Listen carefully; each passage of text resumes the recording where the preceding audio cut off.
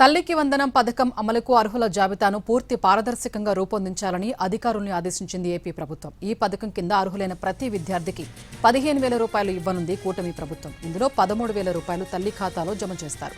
2,000 రూపాయలు పాఠశాల నిర్వహణ నిధికి జమ చేస్తారు. తల్లి బ్యాంక్ ఖాతాకు ఆధార్ లింక్ అయి ఉండాలనే నిబంధన విధించారు. ఎన్పీసీఐ ఆధార్ సీడింగ్ ప్రక్రియ పూర్తయి ఉండాలని అధికారులకు సూచించింది ప్రభుత్వం. కేవైసీ వివరాలు అప్డేట్ చేసి ఉండాలి. అర్హుల జాబితాను త్వరలోనే గ్రామ వార్డు సచివాలయాల్లో ప్రదర్శిస్తారు.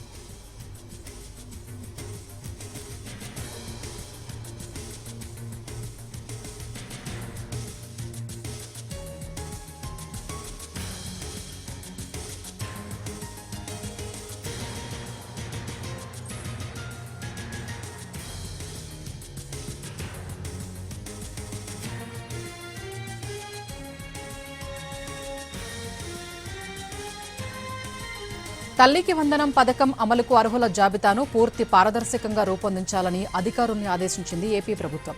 ఈ పథకం కింద అర్హులైన ప్రతి విద్యార్థికి 15,000 రూపాయలు ఇవ్వనుంది కూటమి ప్రభుత్వం. ఇందులో 13,000 రూపాయలు తల్లి ఖాతాలో జమ చేస్తారు. 2,000 రూపాయలు పాఠశాల నిర్వహణ నిధికి జమ చేస్తారు.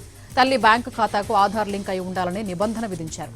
ఎన్పీసీఐ ఆధార్ సీడింగ్ ప్రక్రియ పూర్తయి ఉండాలని అధికారులకు సూచించింది ప్రభుత్వం. కేవైసీ వివరాలు అప్డేట్ చేసి ఉండాలి. అర్హుల జాబితాను త్వరలోనే గ్రామ వార్డు సచివాలయాల్లో ప్రదర్శిస్తారు.